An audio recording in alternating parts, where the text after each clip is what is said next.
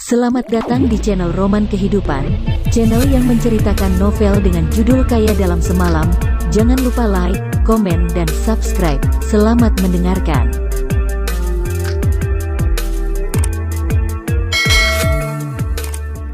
Bab 776. Yang Zhangguo yang ketakutan.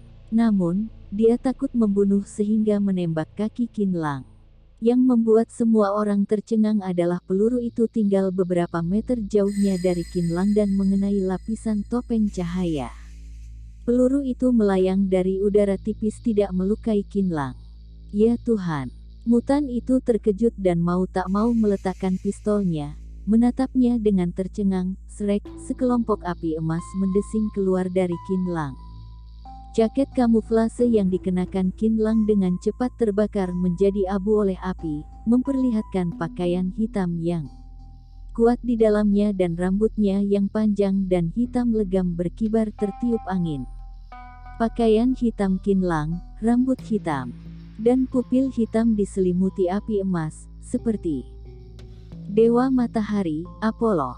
Setiap kali dia melangkah, telapak kakinya menunjukkan bekas api emas di sepanjang jalan, meninggalkan bekas api yang panjang dan berjalan menuju kelompok mutan. Di depan puluhan ribu mutan, Qinlang terbungkus api, menginjak api emas, seolah dewa yang turun ke dunia. Ya Tuhan! Monster apa ini? Sekelompok monster mengeluh bertemu monster, sungguh ajaib. Dia musuh, cepat tembak, bunuh dia. Jangan sampai dia mendekati posisi kita. Di bawah pengingat seorang mutan senior, mutan lain bereaksi dengan cepat. Seluruh legiun seolah terbangun dari tidur nyenyak. Senapan memutar moncongnya, tank memutar senjata utamanya dan berbagai howitzer dan mobil roket dengan cepat mulai berdiri. Boom, boom, boom. Pertama, kelompok mutan yang paling dekat dengan Qinlang mulai menembak. Dengan senapan dan senapan mesin. Qinlang 3 km jauhnya dari seluruh arah saat ini. Meskipun sebagian besar senapan bisa menembak pada jarak ini, mereka pada dasarnya tidak memiliki titik bidik lagi. Tetapi ribuan orang melepaskan tembakan pada saat yang bersamaan. Hujan peluru memotong seperti sabit, bahkan nyamuk pun tidak bisa melewatinya. Tapi di luar dugaan semua orang, banyak peluru mengenai Qinlang dan bisa-bisanya itu semua terbakar bersih oleh api keemasan di tubuh Qinlang beberapa meter jauhnya. Tidak menyentuh Qinlang sama sekali. Qinlang masih berjalan selangkah demi selangkah, tidak lambat maupun cepat. Bagaimana mungkin? Mutan yang tak terhitung jumlahnya tidak bisa membantu tetapi membuka mulut lebar-lebar. Hanya Natasha, dengan tangan terkepal, menatap Qinlang dengan gugup. 3 km, 2,9 km, 2,8 km. Qinlang semakin dekat dengan mereka. Tembak. Tidak bisa membunuh dengan pistol. Apa kalian tidak tahu cara menggunakan senjata? Target begitu besar, bagaimana dengan tank? Bagaimana dengan mobil roket? Bagaimana dengan howitzer? Bagaimana dengan penembak jitu? Yang Zhangguo menggeram panik pada walkie-talkie. Berdiri di antara para komandan, dia melihat Qinlang berjalan selangkah demi selangkah melawan hujan peluru, pupil matanya menyusut tajam. Terutama penampilan Qinlang mengejutkannya. Bukankah seharusnya dia mati oleh bom? Yang Zhangguo bingung. Pada saat ini, senjata berat mulai aktif. Ratusan tank, dengan Qinlang sebagai pusatnya, memutar menara mereka, membidik dengan cepat. Beberapa kendaraan roket di belakang tentara telah melepaskan tembakan terlebih dahulu. Dor, dor. Puluhan peluncur roket jatuh dari langit, menutupi tanah tempat Qinlang berada dalam radius lebih dari 100 meter. Gemuruh, bola api yang tak terhitung jumlahnya meledak di tanah, mengangkat lebih dari 10 ton lumpur. Ada asap, api dan pecahan peluru di mana-mana. Di bawah jangkauan peluncur roket seperti itu, pasukan batalion pun akan mati mengenaskan, sebelum para mutan sempat bersorak. Sesosok emas dengan tegas keluar dari asap hitam. Qin Lang masih diselimuti api emas yang menyala dan api, asap dan pecahan peluru yang tak terhitung jumlahnya tampaknya tidak berpengaruh sama sekali. Tidak bisa dibunuh bahkan dengan peluncuran roket. Melihat adegan ini, rokok di mulut banyak orang jatuh. Pada saat ini, banyak tank segera melepaskan tembakan. Bom. Seperti suara berat palu yang menghantam tanah, satu demi satu bola meriam menebas udara, mengeluarkan tanda putih panjang, seperti sabit kematian, langsung bergegas menuju Qin Lang beberapa kali kecepatan suara. Dalam formasi militer, artileri self-propelled yang dibentuk juga menembak satu demi satu. Peluru artileri yang tak terhitung jumlahnya, berpusat pada posisi Qin Lang, jatuh seketika. Dor, dor, dor. Seolah-olah langit akan runtuh. Bom, bom, bom. Setelah tembakan api selesai, mutan dengan cepat mundur, lalu mengisi peluru baru, menembak pada saat yang bersamaan. Di lokasi 2,5 km di depan formasi, garis itu langsung ditarik oleh mutan ke garis kematian. Garis kematian ini panjangnya ratusan meter dan benar-benar dipenuhi dengan cangkang. Ronde pertama, ronde kedua, ronde ketiga. Hanya dalam 1 menit, mutan melepaskan 3 tembakan. Kerang yang dikirim, beratnya beberapa ton dan bisa meratakan gunung. Ratusan tank dan artileri self-propelled, hampir memanaskan barel mereka. Seharusnya sudah mati, kan? Semua orang melihat dengan gugup ke arah garis api itu. Di bawah tembakan artileri yang begitu sengit, tank paling elit mungkin dipecah menjadi tumpukan besi tua. Bagaimana seseorang bisa menahan pemboman begitu banyak meriam? Natasha memejamkan matanya, seluruh tubuhnya gemetar, tidak berani melihat, tetapi pada saat ini, adegan yang mengejutkan semua orang muncul. Sesosok muncul dengan kuat di medan perang yang kacau. Dia terbakar dengan nyala api emas yang mengamuk, cahaya terang mengelilinginya. Hulu ledak besar tersebar di sekelilingnya, tetapi tidak menyakitinya. Qin Lang berjalan keluar dari garis kematian hidup-hidup dan tidak terluka. Dengan tubuhnya, dia menahan pemboman ratusan meriam. Sial, Yang Zhangwo hampir bodoh. Qin Lang keluar dari api perang selangkah demi selangkah, tubuhnya seperti batu permata cian yang cemerlang, sangat keras dan dapat membawa meriam.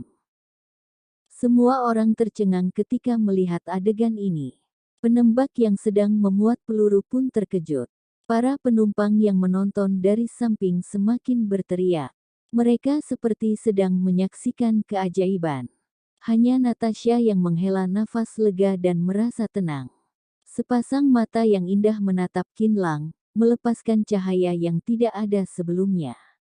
Tak, pada saat ini, di mobil komando, walkie-talkie jatuh dari tangan Yang Zhangwo. Matanya lurus dan bibirnya bergetar, bergumam. Itu dia, itu dia. Dia kembali. Awalnya, dia penuh percaya diri pada puluhan ribu mutan di bawah komandonya, tapi sekarang, dia tiba-tiba tidak terlalu percaya diri pada mutan seniornya. Tuan, tolong balas, apa yang harus kita lakukan selanjutnya? Dari walkie-talkie, terdengar suara mendesak dari mutan senior, Yang Zhangwo tiba-tiba terbangun dari mimpi buruknya, dengan cepat mengambil walkie-talkie dan menggeram dengan panik. Kerahkan semua tank, senjata anti-tank, kendaraan lapis baja dan helikopter bersenjata. Hentikan dia dengan cara apapun, baik, Tuan. Pada saat ini, Qin Lang, yang berdiri di depan formasi, tiba-tiba bergerak. Dia tidak lagi berjalan selangkah demi selangkah, tetapi mulai mempercepat. Pertama adalah langkah cepat, lalu berlari, kemudian tubuh menjadi lebih cepat dan lebih cepat, pada akhirnya, hampir mengeluarkan banyak bayangan. Di mata semua orang, dia seperti pita emas, dengan api ekor panjang, bergegas ke medan perang. Qin Lang hanyalah seorang dan di seberangnya adalah tembok besar baja yang terdiri dari ratusan kendaraan lapis baja. Tapi Qin Lang bergegas dengan tegas, satu orang menabrak tembok besar baja. Bab 777. Mencari Tuan Qiu. Bom, bom, bom. Kendaraan lapis baja yang tak terhitung jumlahnya mulai bergerak. Tank berat, tank ringan, kendaraan lapis baja, artileri self-propelled dan kendaraan artileri anti-tank melangkah keluar dari posisi mereka dan bergegas menuju Qin Lang di tengah deru mesin. Hentikan dia, jangan biarkan dia bergegas ke medan perang. Tapi berapa kecepatan Qin Lang? Seketika mendengar bom. Sebuah tank berat T-62 adalah yang pertama menembak. Pistol smoothbore 116 mm, seperti sabit maut, langsung melintasi beberapa kilometer dan mencegat Qin Lang di udara. Sistem pengendalian tembakan pangkalan yang Zhangguo sangat canggih. Mudah untuk menghitung jalur depan dan tembakan Qin Lang terlebih dahulu. Bom. Cangkang seberat beberapa puluh kati itu meledak oleh pukulan Qin Lang. Dia tiba-tiba terbungkus dalam bola kembang api, terguncang mundur beberapa langkah. Kali ini, tanpa penghalang asap, semua orang akhirnya melihat dengan jelas bagaimana Qin Lang melawan pemboman meriam. Tetapi jelas bahwa hati mereka hampir meledak ketakutan. Meledakkan bola meriam dengan tinju. Ya Tuhan, apakah ini manusia? Qin Lang mundur beberapa langkah, kemudian dengan cepat mulai bergerak maju. Boom, boom, boom. Belasan tank mulai menembak lagi. Qin Lang meninju langit di udara, memukul puluhan pukulan dalam sekejap. Hanya ketika senjata anti-tank ditembakkan, Qin Lang memiring sedikit untuk membiarkan proyektil penusuk baju besi yang menembus penghalang ruang waktu. Terhadap cangkang biasa, Qin Lang tidak terlalu takut. Karena cangkang biasa bersifat eksplosif, jangan melihat dia meledak puluhan meter bahkan ratusan meter. Tapi karena kekuatan tersebar, jadi bukan ancaman besar bagi tubuh suci Qin Lang. Sebaliknya, senjata anti-tank sederhana yang menembakkan proyektil penusuk lapis baja dengan hulu ledak emas tungsten yang menembus tangki. Bahkan pelat baja setebal setengah meter bisa ditembus, apalagi daging. Bahkan Qin Lang saat ini tidak mau memaksa proyektil penusuk baju besi ini. Kerja keras yang paling ditakuti adalah mendobrak muka dengan poin. Tapi hanya ada beberapa senjata anti-tank. Dan kecepatan tembaknya terlalu lambat. Selama Qin Lang berlari dengan kecepatan tinggi, mereka tidak bisa membidik Qin Lang sama sekali. 2 km, 1 km, 900 meter, 800 meter. Qin Lang semakin dekat dengan tentara. Bom. Di bawah tatapan semua orang, dia bertabrakan dengan tank depan. Sebuah tangki ringan dengan berat lebih dari 20 ton ditabrak oleh Qin Lang dan jatuh di udara. Setelah berputar beberapa kali di udara, itu menabrak kendaraan lapis baja lain dan menghancurkan kendaraan lapis baja itu. Ses. Banyak orang terkesiap, menghancurkan tank dengan tubuh. Apa konsep ini? Meski hanya tank ringan, bukan tank tempur utama seberat 4 atau 50 ton. Tapi itu cukup membuat orang tercengang. Apalagi Mutan menemukan bahwa pada tangki terdapat cetakan manusia, yaitu sosok Qin Lang. Serang, jangan bengong. Yang Zhangguo berteriak dengan panik. Belasan tank, yang berpusat di Qin Lang, dengan cepat bergegas membentuk kelompok.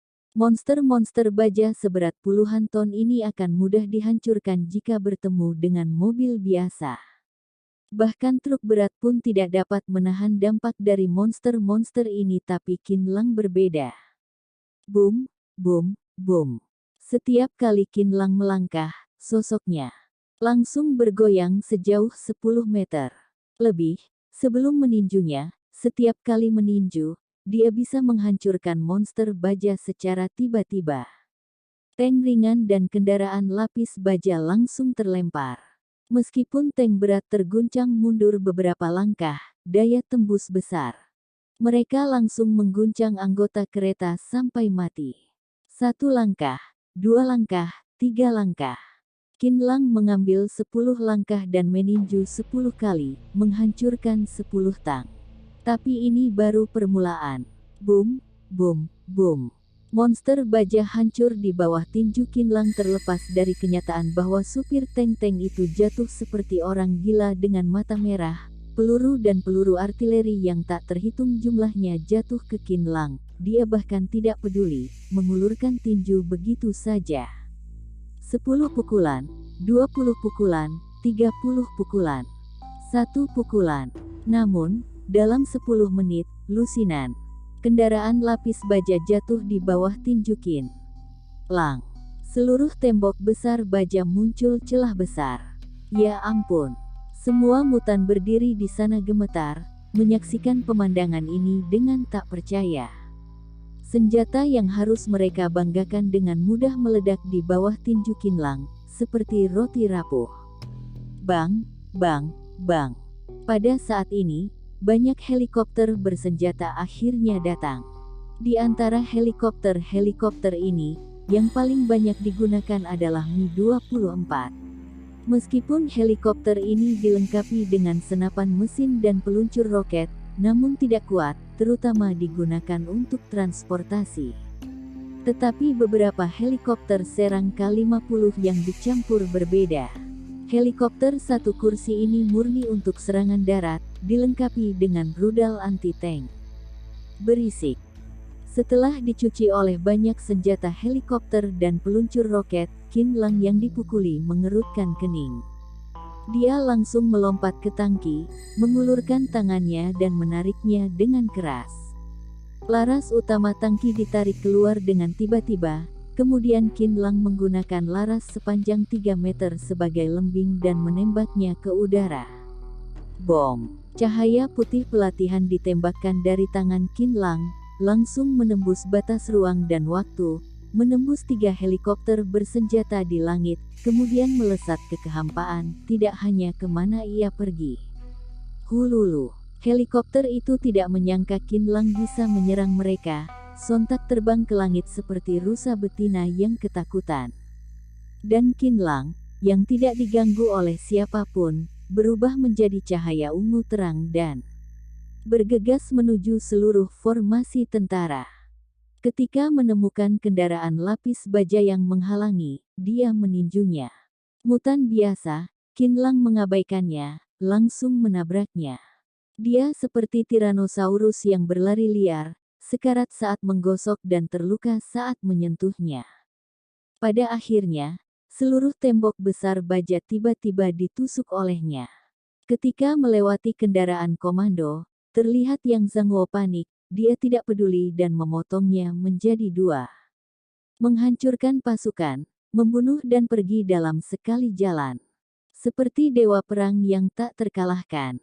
Setelah Qin Lang pergi, seluruh medan perang menjadi sunyi. Tidak ada yang tahu apa yang terjadi di Gurun Sibei. Qin Lang seperti dewa yang menjulang dan kembali ke dunia nyata. China, Yanjing. Su Seng dan Su Chuyan saling memandang lalu buru-buru melangkah maju. Mereka berdua berjalan ke sisi Qiu Xi dan membungkuk padanya. Tuan Qiu telah menderita. Qiu Xi tampak dingin dan tersenyum pahit pada Su Seng. Tuan Su begitu sungkan, saya tidak berani menerimanya. Tidak, tidak, Tuan Qiu tabah dan pantang menyerahnya, saya mengagumi. Sedikit rasa canggung muncul di wajah Su Chuyan. Qiu Xi mengibaskan tangannya dan berkata, kesopanan Tuan Su dalam beberapa hari terakhir akan saya ingat dalam hati. Hari ini, mengundang saya datang, apakah karena saya telah mencapai penghujung hari? Su Chuyan buru-buru melambaikan tangannya. Tuan Qiu dalam keadaan sehat, bagaimana mungkin akan mencapai batasnya? Hari ini saya mengundang Tuan Qiu ke sini untuk menebus kesalahan. Menembus kesalahan. Qiu Xi mengalami siksaan yang kejam selama waktu ini, hanya karena Su Seng ingin mendapatkan rahasia metode mental yang telah dia latih darinya. Ketika Qiu Xi turun gunung hari itu, Qin Lang mengajarkan teknik abadi, yang membuat banyak orang serakah. Setelah Su Seng mengetahuinya, ia menyuruh orang-orang menangkap Qiu Xi dan bertanya padanya siang dan malam. Qiu Xi mengalami pengalaman yang sangat menyakitkan. Su Seng berpikir bahwa Qiu Xi telah kehilangan pikirannya beberapa kali dan mungkin akan mengungkapkan cara kultivasi dari teknik rahasia. Apa daya, Qiu Xi terus memikirkannya berulang kali pada saat-saat kritis dan tidak mengatakan sepatah kata pun tentang teknik rahasia. Dari mana Su Seng tahu bahwa Qiu Xi berlatih sepanjang hari dan suasana hatinya sangat tenang, ditambah dia merasakan pengaruh energi spiritual sepanjang waktu dan kesetiaannya kepada Qin Lang tidak akan berubah bahkan jika dia meninggal. Qiu Xi tidak percaya bahwa Qin Lang akan mati. Dia menggertakkan giginya dengan kuat, mengetahui bahwa jika Qin Lang kembali, tidak akan meninggalkannya, jadi dia tidak akan berbicara bahkan jika mati. Seperti yang dipikirkan Qiu Xi, setelah Qin Lang melarikan diri dari lembah Zhangxin, dia tidak pernah menyerah mencarinya. Jika kali ini tidak menemukan siapapun di rumah Su kali ini, Qin Lang akan menggunakan darah untuk melacak teknik rahasianya untuk menemukan tubuh Qiu Xi. Untungnya, Qiu Xi tidak mati. Bab 778, Ibu Kota. Tapi Qiu Xi mana tahu bahwa keluarga Xu diancam oleh Qin Lang. Dia pikir itu hanya sarana keluarga Su untuk mendapatkan pengakuan, tetapi dia sudah memutuskan bahwa sekalipun mati, dia tidak akan memberitahu teknik rahasia yang diajarkan Qin Lang padanya. Tuan Su, jangan sia-siakan usaha lagi, sekalipun mati saya tidak akan mengatakan apa yang telah diajarkan teman. Bakat saya tumpul. Meskipun tidak memenuhi syarat untuk memasuki tembok gerbang yang diberikan oleh teman, tapi sudah mengidentifikasi Qin Lang sebagai orang kepercayaan. Tentu saja tidak akan melakukan apapun yang bertentangan dengan kepentingan teman. Qiu Xi memandang Su Chuyan dengan lapang dada, tampak seperti memandang kematian. Tuan Qiu terlalu serius. Bagaimana keluarga Su berani menghukum Tuan sekecil? Apapun, apa yang mereka lakukan sebelumnya adalah keterpaksaan. Saya hanya berharap Tuan Qiu dapat berlapang dada. Jangan minta pertanggungjawaban. Saya bersedia menghabiskan ratusan miliar properti untuk menebusnya. Minta maaf kepada Tuan Qiu. Su Chuyan berkata dengan keras, membungkuk lagi. Ratusan miliar properti. Kelopak mata Su Seng berkedut untuk sementara waktu, darah hampir menyembur keluar dari jantungnya ini sudah menjadi milik seluruh keluarga Su. Bahkan Manor saat ini termasuk di antara ratusan miliar properti. Jika semua diberikan, keluarga mereka hanya bisa kembali tinggal di Villa Seven. Satu keputusan yang salah harus menggunakan seluruh kekayaan keluarga Su untuk kesenjangan psikologis ini terlalu besar. Tetapi Su Seng tidak mengatakan sepatah kata pun.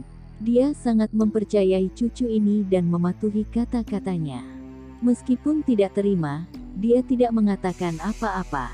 Qiu Xi mendengarkan kata-kata Su Chuyan dan mengamati ekspresinya, sepertinya itu bukan palsu, tapi dia tidak yakin. Tapi dia segera memikirkan sebuah kemungkinan. Itu adalah Qin Lang kembali. Keberadaan seperti peri itu telah kembali. Memikirkan hal ini, Qiu Xi sangat bersemangat. Setelah melihat pintu kayu, dia sudah gemetar. Dengan kaki gemetar, Qiu Xi melangkah dengan sulit, selangkah demi selangkah ke pintu kayu, lalu mengulurkan tangannya untuk mendorong pintu kayu yang berat itu terbuka.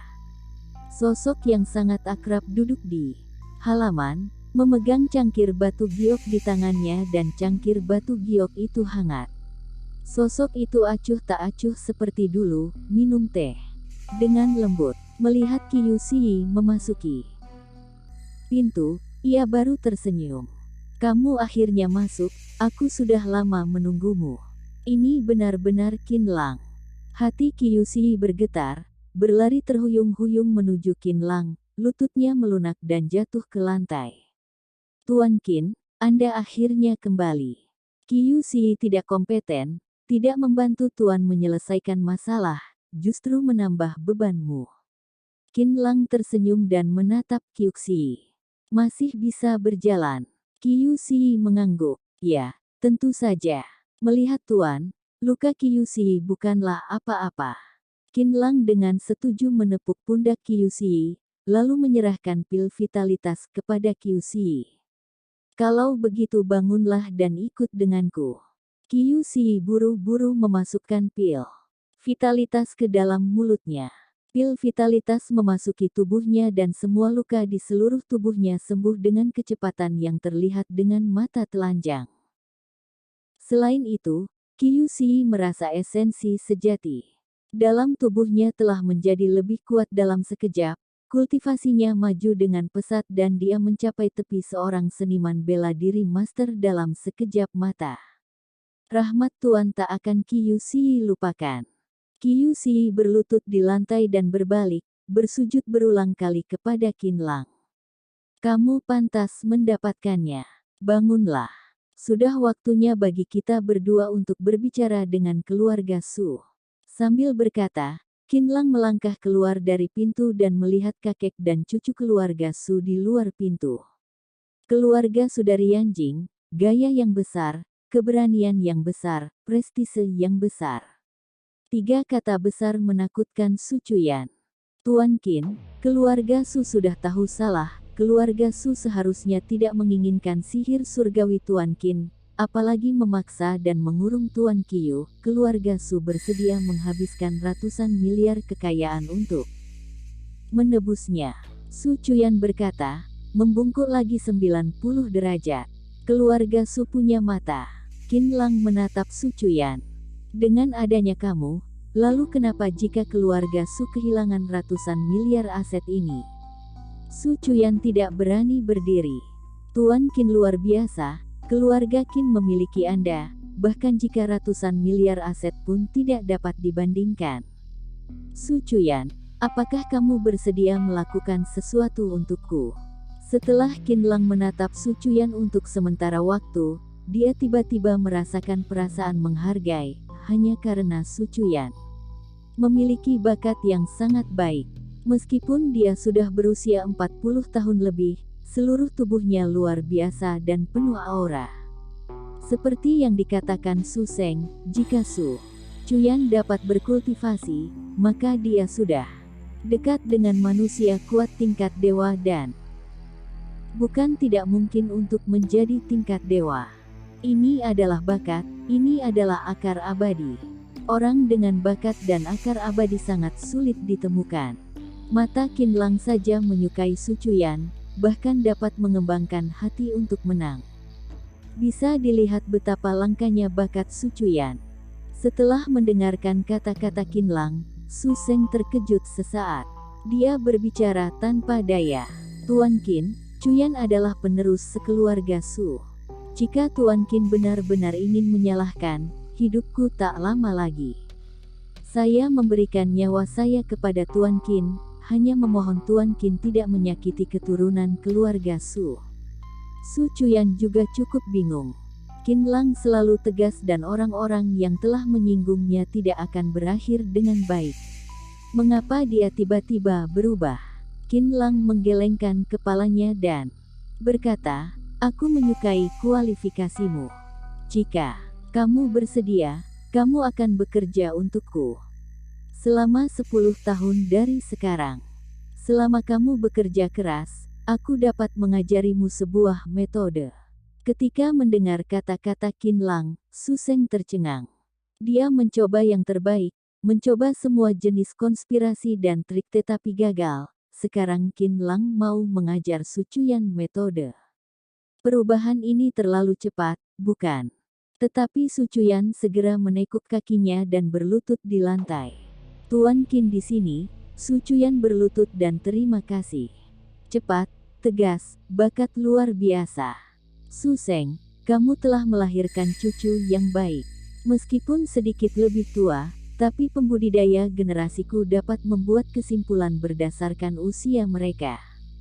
Dalam 10 tahun, kamu akan melayani keluarga Qin. Ratusan miliar aset keluarga Su adalah milik Qiyushi. 10 tahun kemudian, aku akan mengkhotbahkan ortodoksimu. Setelah selesai berbicara, Qin Lang bangkit dan melangkah ke dalam kehampaan. Ratusan miliar properti untuk membeli keabadian, melangkah ke dalam kehampaan ke ibu kota. Berakhir sudah. Ibu kota, tempat yang makmur, juga merupakan tanah keluarga seni bela diri.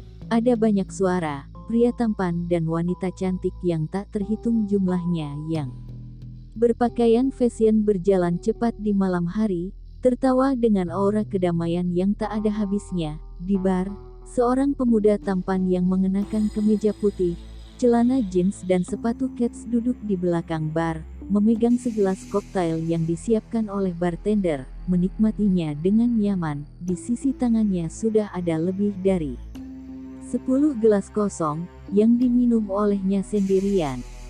Jalanan yang ramai, jalannya penuh dengan mobil mewah.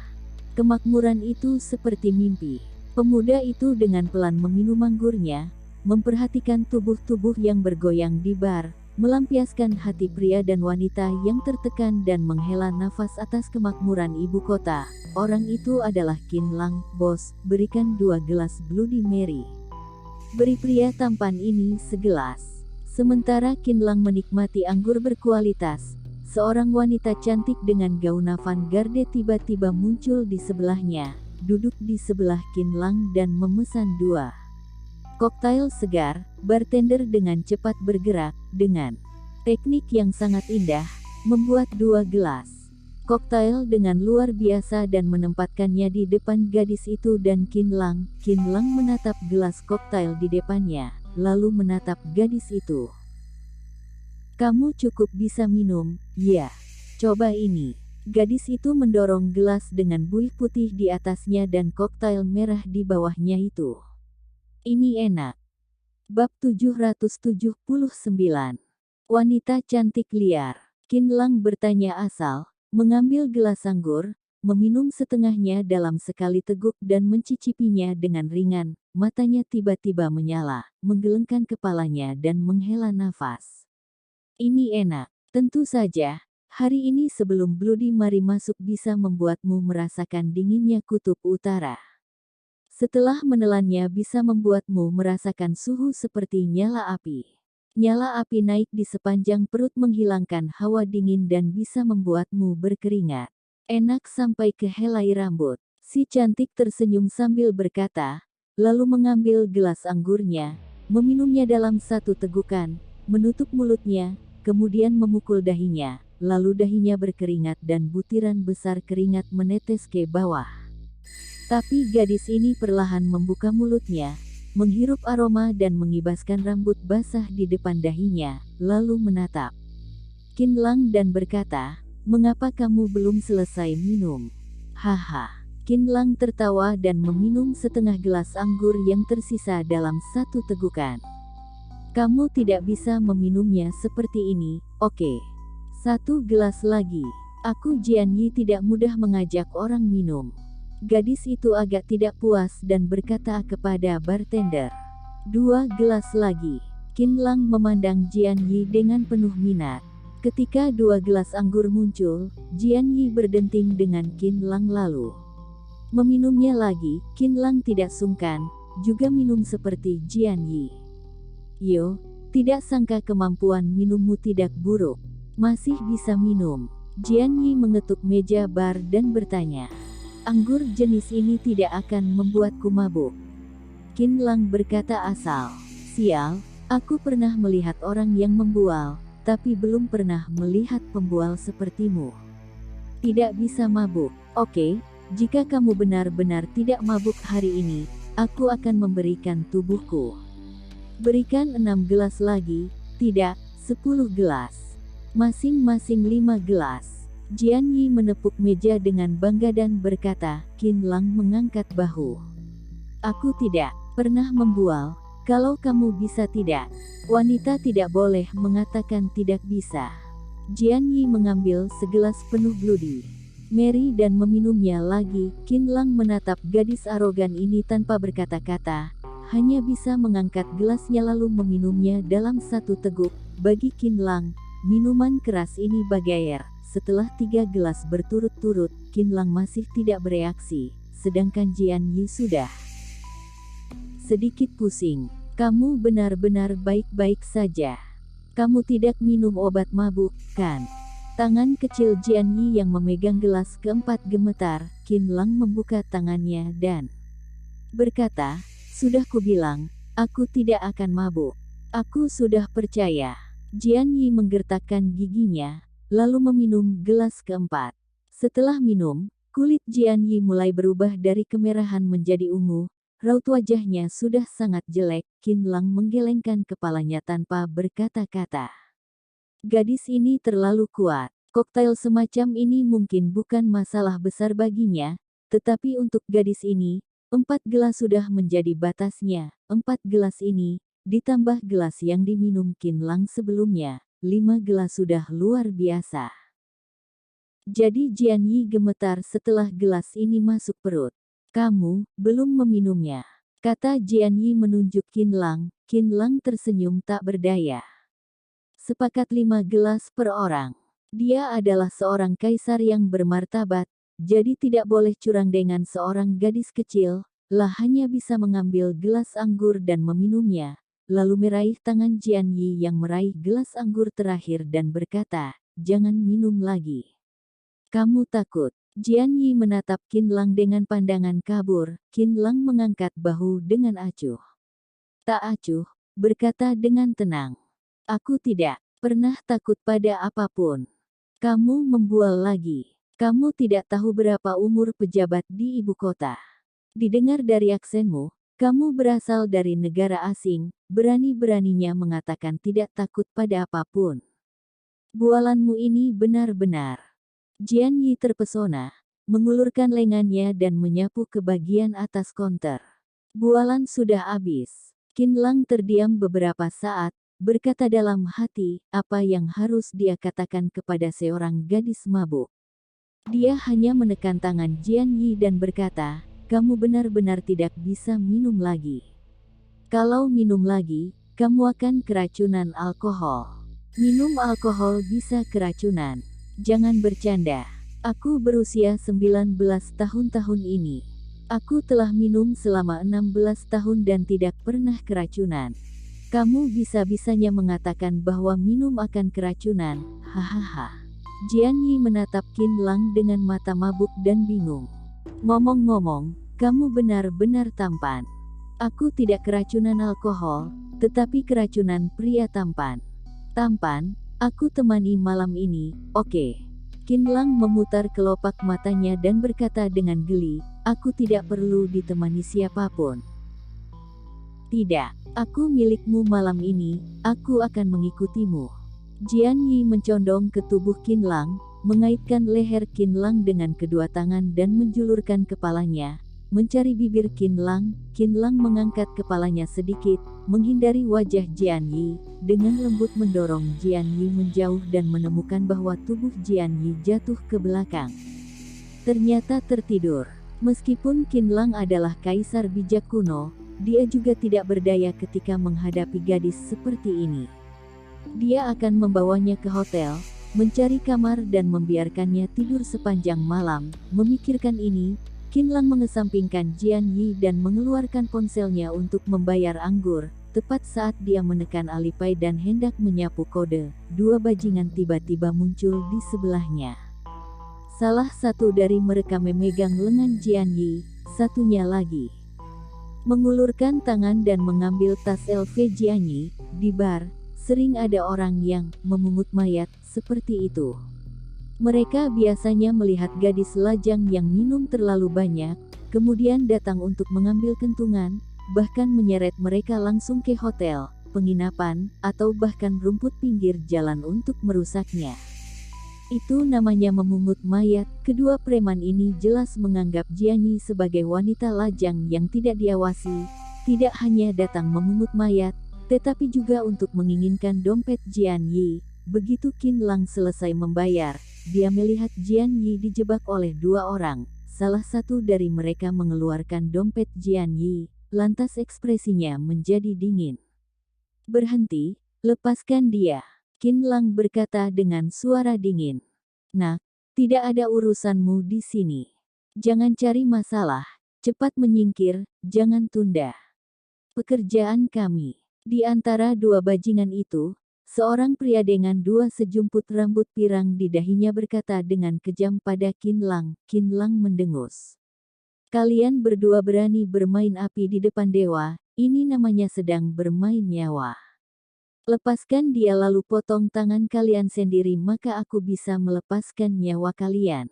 Qin Lang melangkah keluar. Dalam sekejap mata dia berubah dari pemuda menjadi Qin Nanzong yang beraura pembunuh. "Apa katamu?" Si pirang mengira dirinya salah dengar, kemudian menilai Qin Lang. Setelah memastikan bahwa Qin Lang tidak terlihat seperti anak orang kaya atau anak keluarga besar, si pirang menyentuh dagunya dan berkata, "Masih ada pemuda baik yang cukup berani untuk menjadi orang benar di zaman sekarang. Salah minum obat, kan? Siapa kamu? Apakah kamu pikir kamu adalah ayahnya? Begitu sombong, apakah kamu tahu wilayah siapa ini?" Bajingan lain dengan leher bengkok mengeluarkan pisau bedah, melempar pisau dan mengancam Qin Lang. Manusia selalu begitu bodoh. Qin Lang menghela nafas dan melangkah maju. Preman berleher bengkok merasa orang di depannya seperti bayangan di air, sedikit membungkuk, kemudian pisau bedah di tangannya tertancap di paha si pirang. Ketika melihat Qin Lang lagi, dia menemukan bahwa Jian Yi yang bersandar pada si pirang telah mencapai lengan Qin Lang. "Ah!" Si pirang mengeluarkan jeritan yang menakutkan, ketakutan sehingga dia menekuk lehernya dan dengan cepat melepaskan tangan yang memegang gagang pisau. Pisau itu tertusuk tajam di kaki si pirang, gagangnya gemetar. Wajah si pirang ketakutan, dan telapak tangannya penuh darah. Dia berteriak kaget, "Ah, darah!" Jeritan si pirang menarik perhatian penonton yang tak terhitung jumlahnya. Banyak tamu yang menari tertarik oleh jeritan teriakan itu. Dalam sekejap, si pirang dikelilingi. Meskipun si leher bengkok mengintai jeruji di sekitarnya, tapi mana pernah dia memotong orang sendiri. Pisau yang ditusuk itu membuatnya frustrasi dan ketakutan, menghadapi pisau di kaki si pirang, entah harus dicabut atau tidak. "Masih lihat, aku kesakitan. Cepat cabut." Si pirang menggertakkan gigi dan meraung kepada si leher bengkok. Si leher bengkok bergetar untuk sementara waktu, lalu mendengarkan kata-kata si pirang, meraih belati dan menariknya dengan keras. "Ah, hentikan. Sakit." Si pirang berbalik kesakitan, menendang si leher bengkok dan menutupi belati yang tertancap di kakinya dengan kedua tangan, hanya untuk menyadari bahwa belati itu telah tertancap di tulangnya. Darah mengalir begitu mengenaskan. Ini, Kak Mao, apa yang harus kita lakukan sekarang? Haruskah kita pergi ke rumah sakit?" Tangan si leher bengkok juga gemetar dan berkata, "Pergi sialanmu, aku mana punya uang untuk pergi ke rumah sakit." Si pirang berteriak kesal. Preman seperti mereka, sekalinya punya uang digunakan untuk mabuk. Tidak punya uang, bagaimana berani pergi ke rumah sakit? Bab 780. Preman sudah mati. "Uang, uang." Si leher bengkok mengulurkan tangan dan menyentuh sakunya. Melihat sekeliling, matanya tiba-tiba berbinar. "Ini dompet gadis tadi." Qin Lang hanya membawa Jian Yi, tetapi tidak mengambil ransel Jian Yi. Si leher bengkok merangkak ke sana, meraih ransel dan menuangkan isinya. Selain lipstik dan kotak cermin kecil, ada juga dompet kulit murni. Dompet itu menggembung, terlihat cukup tebal. Si leher bengkok buru-buru membuka dompet dan melihat deretan kartu hitam di dalamnya. "Dari ICBC, Bank Pertanian, bank konstruksi China, kartu kredit dan kartu tabungan bank-bank besar. Semua adalah kartu emas hitam dan hitam. Si berleher bengkok otomatis tidak tahu apa arti kartu emas hitam, tetapi orang-orang di sekitar menatap lurus. Harus tahu bahwa orang yang dapat memasukkan kartu emas hitam dari berbagai bank di dompet telah membunuh mereka dalam hitungan detik. Tidak berlebihan untuk menyebutnya sebagai orang kaya. Si leher bengkok hanya akan melihat uang. Dia mengeluarkan kartu emas hitam dan melemparkannya ke lantai, lalu membuka lapisan dalam dompet dan segera melihat tumpukan tebal uang merah. Tanda seru, uang. Setumpuk uang tunai, setidaknya puluhan ribu yuan. Si leher bengkok sangat bersemangat. Dia mengeluarkan uang itu dan menggoyangkannya di depan si pirang. Kak Mao, kita sudah punya uang, ayo pergi ke rumah sakit. Saat berbicara, dia membantu si pirang. Keduanya terlatih-tatih menjauh dari kerumunan dan berjalan keluar dari bar. Ketika mereka berdua baru saja pergi, seorang pria paruh baya dengan cerutu di mulutnya membungkuk dan mengambil dompet yang baru saja dijatuhkan si leher bengkok dan mengeluarkan kartu identitas darinya.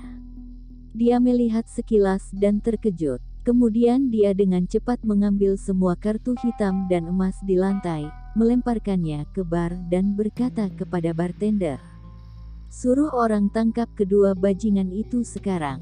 Aku akan segera ke sini segera setelah menelepon." "Baik, bos." Bartender itu mengangguk kepada pria paruh baya itu, menjatuhkan pengocok, berbalik dan mengumpulkan beberapa pelayan. Buru-buru mengejar keluar dari bar. Pria paruh baya itu menyimpan tas elf Jian Yi, lalu mengeluarkan ponselnya dan memutar nomor. Setelah menunggu untuk waktu yang lama, pria paruh baya itu sedikit cemas sebelum akhirnya terhubung. "Liao Kai, jika kamu tidak memberiku penjelasan yang masuk akal karena menggangguku di tengah malam, aku akan memenggal kepalamu dan menggunakannya sebagai urinoir." Di sisi lain telepon ada suara yang sangat arogan. "Tuan Ren, Nona Jian Yi datang ke bar saya untuk minum. Dia minum terlalu banyak, dan dibawa pergi oleh seorang pria." Pria parubaya, Liao Kai, berkata dengan cemas. "Siapa?" "Jian Yi." Tuan Ren di sisi lain mengajukan pertanyaan dan segera mendengar suara yang jarang. "Di mana?"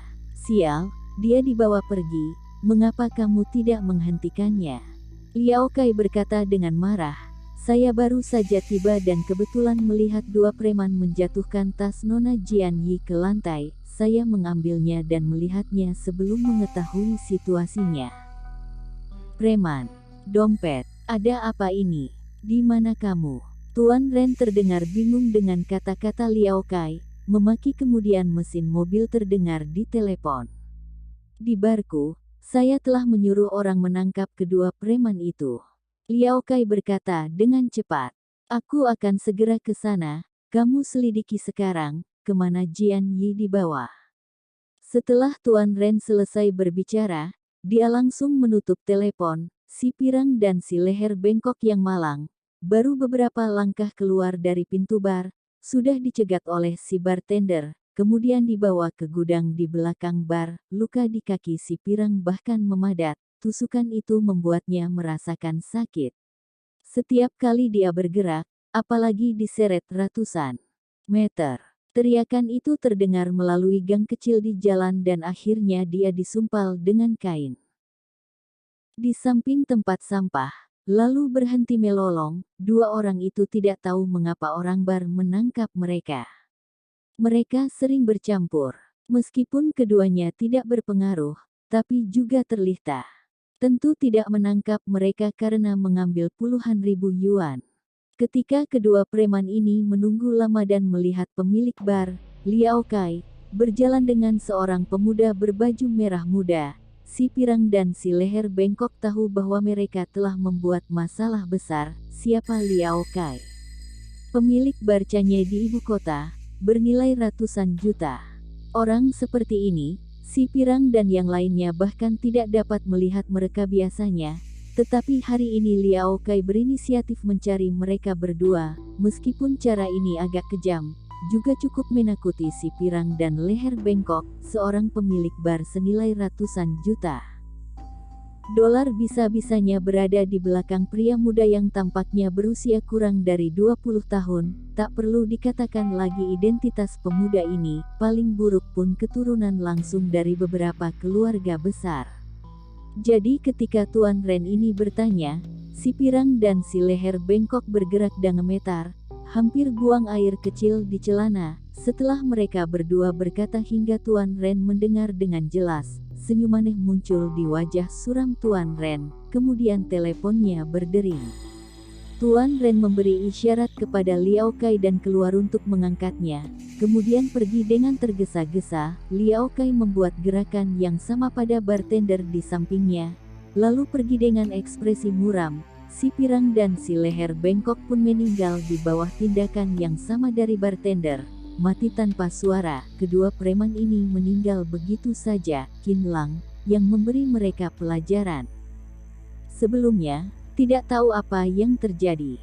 Dia hanya menuntun Jian Yi berjalan ke Hotel Bintang 5. Dia memesan kamar presiden, lalu melempar Jian Yi di tempat tidur, kemudian duduk di balkon yang luas sendirian, menyaksikan lampu-lampu seperti bintang dari ribuan rumah dan berlatih diam-diam di lantai bawah.